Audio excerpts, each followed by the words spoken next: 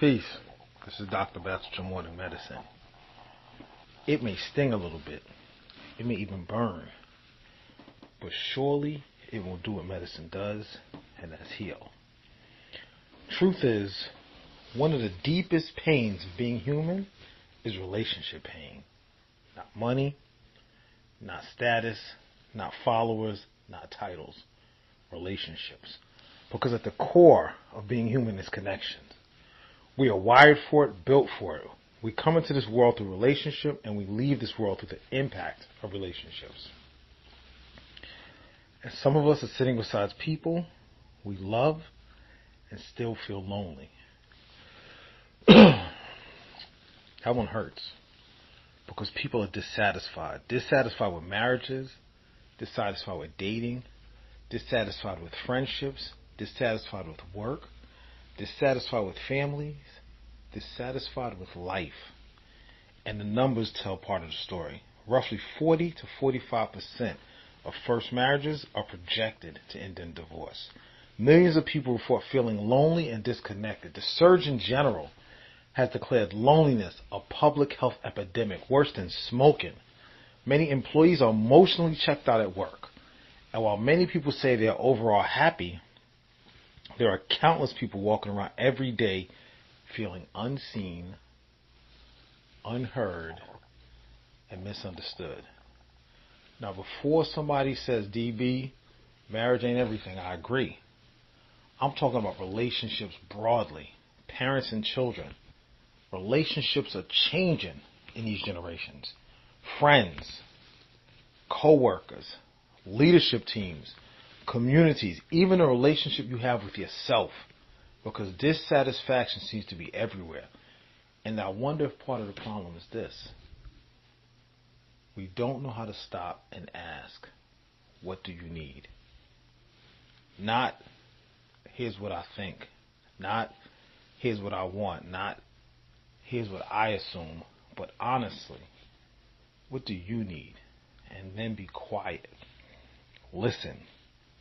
Not waiting for your turn to talk. Not preparing your response. Not building your defense case. Just listen. You know who figured this out a long time ago? I want you to hear this. I want you to think about what I'm saying.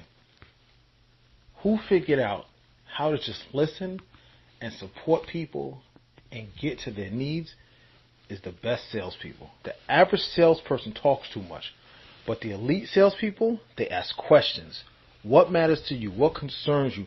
What problem are you trying to solve? What keeps you up at night? What are your pain points? Because they understand something many of us miss. People don't buy products. People buy relief. People buy solutions. People buy being heard. And some of us are trying to sell ourselves every day. Sell our love. Sell our friendship. Sell our leadership. Sell our intentions. And we're doing all the talking. No listening. No curiosity. No understanding. That we're confused when people don't feel connected. Most people aren't starving for advice. They're starving for understanding. That's why conversations around love languages become so powerful. Not because they're perfect, but because they remind people of something important. Everybody doesn't receive love the same way.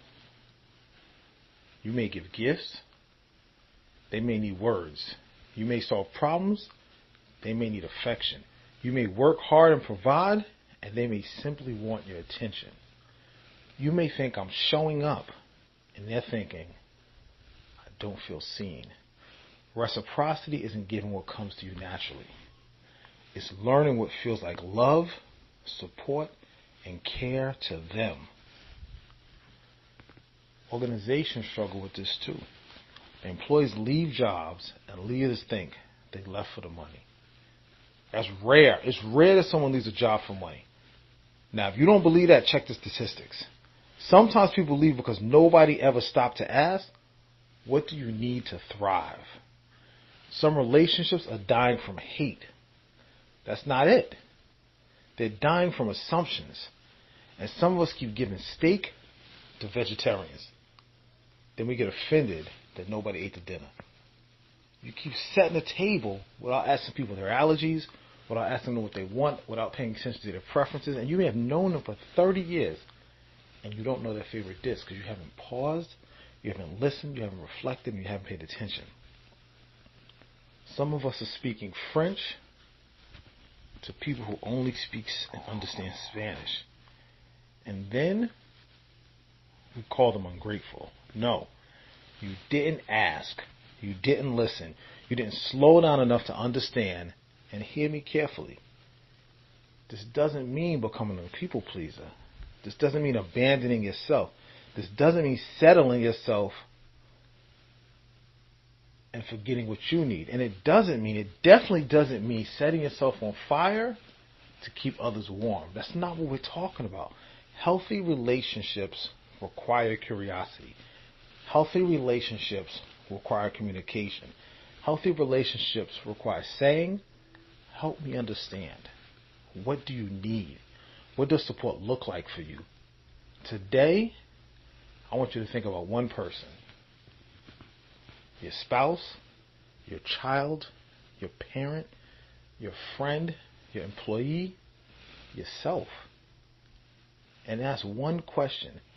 What do you need from me right now? Then, it's critical. I want you to resist fixing, resist defending, resist interrupting, and just listen.